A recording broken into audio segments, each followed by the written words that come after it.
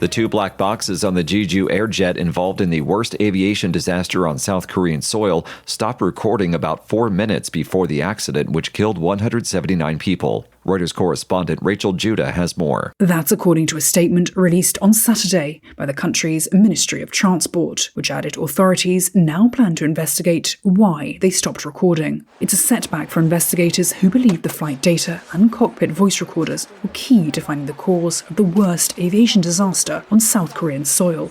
The recovered voice recorder was initially analysed in South Korea, but when data was found to be missing, it was sent to a US laboratory. One former accident investigator at the Ministry of Transport suggested the cause of the missing data could be loss of all power, including backup, though this was very rare. That was Reuters correspondent Rachel Judah. In a sign of progress for the Israel-Gaza ceasefire talks, Israeli Prime Minister Benjamin Netanyahu is sending the director of the Mossad Foreign Intelligence Agency to ceasefire negotiations in Qatar. VOA's Christina Menenti has more. Netanyahu's office announced the decision on Saturday. It was not immediately clear when David Barnea would travel to Qatar's capital, Doha, for the latest round of indirect talks between Israel and the Hamas militant group. His presence means high-level Israeli officials who would need to sign off on any agreement are now involved. Netanyahu's office said the decision followed a meeting with his defense minister, security chiefs, and negotiators, quote, on behalf of the outgoing and incoming U.S. administrations, unquote. Just one brief ceasefire has been achieved in 15 months of war, and that was in the earliest weeks of fighting. Netanyahu has insisted on destroying Hamas's ability to fight in Gaza. Hamas has insisted on a full Israeli troop withdrawal from the largely devastated territory. Christina Menenti, VOA News. This is VOA News. A full-scale firefighting effort stretched into Saturday in the upscale Los Angeles neighborhood of Pacific Palisades. Lisa Bernhardt from Reuters has more. The Palisade incident is now at 21,596 acres and 11% contained. The Palisades fire on the city's western edge was reportedly heading east towards the Brentwood neighborhood and San Fernando Valley foothills. It is one of 6 blazes that have ripped across LA County since Tuesday, killing several people and destroying thousands of structures. The fierce Santa Ana winds that fanned the infernos are expected to wreak more havoc in the coming days, said LA County Fire Chief Anthony Marone. Elevated to critical fire weather conditions are predicted to continue through Wednesday. These winds, combined with dry air and dry vegetation, will keep the fire threat in Los Angeles County high. 7 neighboring states, the federal government, and Canada have rushed to aid California. That was Reuters correspondent Lisa Bernhardt. U.S. President Joe Biden has honored Pope Francis with the Presidential Medal of Freedom with distinction. It's the highest civilian award given by the president. The citation says the pontiff is a light of faith, hope, and love that shines brightly across the world. Biden has been scheduled to present the medal to the Pope in person on Saturday in Rome on what was to be the final overseas trip of his presidency.